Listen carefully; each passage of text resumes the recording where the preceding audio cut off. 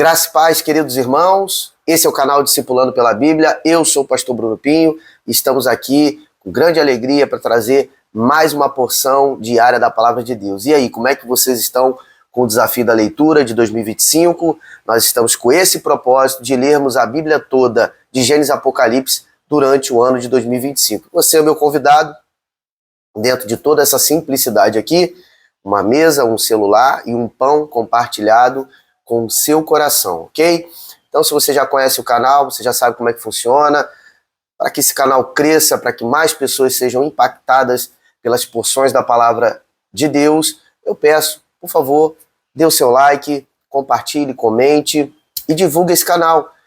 Encoraje pessoas a entrar dentro dessa cultura de leitura diária da Palavra de Deus, ok?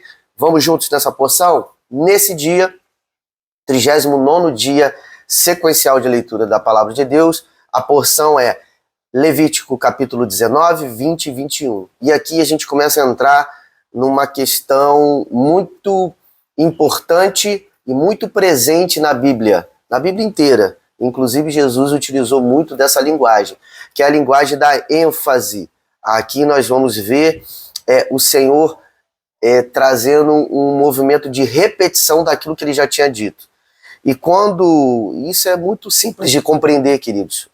Quando a gente quer dar ênfase, quando a gente quer relembrar algo que é muito importante, o que a gente faz? A gente repete algo que já foi dito, certo? Então, o Senhor está fazendo isso de forma pedagógica e novamente relembrando o coração de Moisés para relembrar o povo questões fundamentais e importantes com relação à lei, ok? Então, eu quero trazer aqui, no capítulo 19, ele começa com Deus declarando um resumo das leis. Algo parece que é muito importante Israel não esquecer de se movimentar, tá? Isso tudo já foi anunciado. Vou dar ênfase em algumas coisas aqui e a gente depois vai entrar numa questão prática para nossa movimentação, para nossa casa, para nossa família. No versículo 2, vem a repetição de um versículo que constantemente, todo capítulo, o Senhor tem falado. O Senhor, ele fala no versículo 2, sejam santos, pois eu, o Senhor, sou santo. Então aqui, a ênfase que Deus está trazendo em todas normas, leis, procedimentos, questões morais que ele coloca sobre o povo, é uma ênfase no sentido de cumprir e obedecer aquilo que ele está estabelecendo, para que a finalidade é para que nós nos tornemos separados, santos, santificados, para andar na presença de Deus, entende? Então isso aqui é muito importante. Aí começa uma série de leis e recomendações que já foi dito em capítulos anteriores. No versículo 9 e 10, por exemplo, tem algo interessante, que parece aqui um pouco novo colocado. No 9 e 10, diz que quando Israel, aqueles que têm condições, que semearam, e veio o tempo da colheita, quando for fazer a colheita, a junta dos grãos, dos frutos, o Senhor ele recomenda que aquele que conseguiu colher, ele deixe os cantos, ou até mesmo os frutos, os grãos que ficaram caídos na terra, que não junte, mas que deixe ali, para que sirva de alimento para o necessitado e sirva de alimento para o estrangeiro. Então aqui você vê que Deus ele está instituindo leis espirituais, mas ele também está cuidando de uma consciência social, de uma consciência coletiva, ou seja, Deus ele está orientando o seu povo a ser liberal, a deixar uma porção para aquele que não tem. Isso é muito interessante. No 12, o Senhor vai falar novamente sobre questões de jurar falsamente, de contar mentira, condenando esse tipo de prática. No 15, ele fala sobre a questão de julgar com justiça, querido, sem favorecimento a terceiros. Inclusive, um ponto interessante, fala assim, quando você for julgar, você não pende o teu juízo só porque a pessoa é pobre. Então vamos ajudar aqui porque ele é pobre, então a gente vai julgar colocando o dedo na balança, pendendo para o pobre. Não, o Senhor ele fala, julgue com justiça, independente da condição social de cada um. No 16 tem algo interessante, que o Senhor ele fala contra a fofoca, querido, ou seja, ficar contando tipo de informações, tipo de situações de terceiros que não vai acrescentar, que não vai gerar, por exemplo, uma crítica construtiva. Não, está falando simplesmente para fazer uma figura ruim de terceiros. Então a fofoca é condenada, inclusive, na própria lei de Deus entregue ao seu povo no início, que ele está sendo gerado como povo. No versículo 23 ao 25, no capítulo 19, também fala sobre o princípio de entregar as primícias dos frutos da onde vai ser semeado na terra que eles vão conquistar. Deus está falando, ó, vocês vão conquistar uma terra, quando vocês conquistarem essa terra, vocês vão semear. E a partir da semeadura de vocês, vocês vão colher. Mas nessa terra estrangeira que vocês entraram, nos 3 primeiros anos, vocês não vão pegar frutos.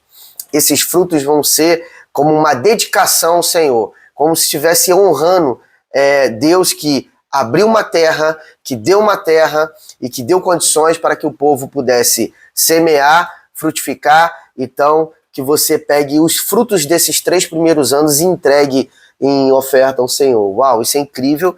Aqui o Senhor está ensinando o coração do povo a ser um coração de que honra a Deus, aquele que faz todas as coisas, porque Deus ia adiante, ia conquistar uma terra para eles. Então nada mais justo de ter um coração grato e entregar para o Senhor. Aqui o Senhor está falando sobre gratidão, querido. Na minha, na sua vida, aquilo que nós recebemos e nós entendemos que foi Deus que liberou, foi Deus que nos deu, é muito importante a gente ter esse coração grato de quê? De entregar para Deus aquilo que Ele nos deu. Já caminhando para o final do capítulo 19, no versículo 35 ou 37, mais uma vez, Deus ele fala sobre a questão de ser justo, né? Daquilo que nós medimos, daquilo que nós acordamos com o próximo, e tudo isso tem que ser colocado numa balança fiel. É um princípio eterno, faz parte do caráter de Deus a justiça. O trono de Deus é justiça e equidade. Justiça faz parte do caráter, justiça faz parte do reino de Deus. Então aqui fica uma lição ao final desse capítulo 19, para mim e para você. Nós devemos amar a justiça. Nós não devemos ser sectários ou tendente para um lado para o outro. E nós vivemos uma geração hoje do nós contra eles. Tudo é polarizado de um lado ou de outro. Eu acredito, queridos, que isso não é muito benéfico para o nosso coração. O que a gente tem que andar não é pelo selo que tem na pessoa, a pessoa é aquilo ou a pessoa é isso. Não.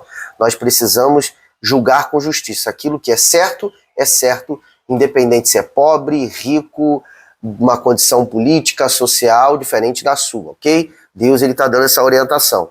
Capítulo 20, agora, mais uma vez, o Senhor ele está vindo com a questão da ênfase. Porque no capítulo 20 também foi tudo que já foi abordado em capítulos anteriores. Se eu não me engano, inclusive o capítulo 18 traz muito daquilo que o Senhor está repetindo para Moisés repetir para o povo. Ok? Só que aqui, agora ele vai falar da ênfase dos castigos para aquele que pecar, para alguns tipos de pecado específico. E aqui, nos primeiros versículos, o Senhor diz expressamente que haverá pena de morte para alguns tipos de pecado. E o mais abominável que ele já começa no capítulo 20 batendo é a questão da devoção e de oferecer sacrifícios a Moloque. Eu já falei no vídeo anterior, que era uma divindade, um deus dos povos cananeus, né? Na verdade é um demônio, né, queridos? Porque ele recebia sacrifícios de criança, muitas vezes sacrifícios vivos. A criança era lançada dentro de uma fornalha acesa vivo, e aquilo ali era considerado um sacrifício. E detalhe, eram os próprios pais que ofereciam os filhos a Moloque. Uma situação abominável e terrível. O Senhor está dizendo mais uma vez que é contra isso, e que a pena com relação àquele que oferecia o seu próprio filho é a morte, ok? E aí ele continua falando sobre a questão também de feitiçaria, sobre também uma feitiçaria específica que ele até nomeia, que é a necromancia. O que é a necromancia? A necromancia é você, por exemplo, ter vidência, ter adivinhação, né, consultar o futuro através da comunicação com os mortos, né? Com espíritos que se propaga num lugar de morte. Então o Senhor ele condena isso também, fala para tirar do povo, fala para inclusive matar aqueles que têm esse tipo de prática. Então o Senhor ele é muito sério com relação a isso, porque se o povo se misturar com esse tipo de situação, vem a impureza. Se vem a impureza, Deus que é puro e santo não pode habitar no meio do povo, ok? Então o plano não daria sequência na conquista da terra. Deus ele precisava estar adiante, no meio do povo, para que o povo pudesse avançar e conquistar a terra. Então ele está falando isso daqui, os castigos exatamente para que as pessoas parassem e pensassem, vale a pena fazer isso? Então o Senhor está dando recomendações. Com relação ao pecado tem mais, versículo 9 fala também uma coisa muito dura, queridos, que é a questão do relacionamento com os pais. Ele fala, inclusive, de penas duríssimas para quem amaldiçoar o próprio pai, os próprios pais, perdão, pai e mãe. Então Deus ele leva muito sério essa questão da honra dos pais. Ah, mas o meu pai me abandonou, o meu pai não foi um bom pai para mim. Sim, a gente sabe que existe disfuncionalidades, né, no seio familiar, especialmente nos dias de hoje, né, onde essa sociedade, as gerações atuais, elas não valorizam mais a questão da família, né, o papel dos pais, dos filhos, né, cada função que tem ali, mas Deus ele está dizendo aqui expressamente, honre os pais e não amaldiçoe os seus pais. Do 10 em diante ele começa a falar também sobre castigos que as pessoas vão receber, que vão entrar dentro de uma prática de imoralidade sexual, que é o que está lá no capítulo 18. Então a questão do relacionamento com pai, mãe, padrasto, madrasta, irmão, irmã, enfim, nora, cunhado, toda aquela listagem de imoralidade, zoofilia, etc., todos esses tipos de imoralidades sexuais acometido para aquele que pecou, existe uma série de castigos, né, que vai desde morte, expulsão do meio do povo, enfim, até o nível mais brando, que a pessoa se torna impura, mas mesmo assim, impura é um problema sério, que ela precisa se purificar para voltar a estar diante do povo, ok? Versículo 24, Deus ele vai encerrando esse capítulo 20 falando, ó, eu reafirmo a vocês que eu vou entregar a terra de Canaã, a terra prometida para vocês, desde que vocês sigam, guardem e obedeçam o quê? Os meus estatutos. Que estatutos? As leis.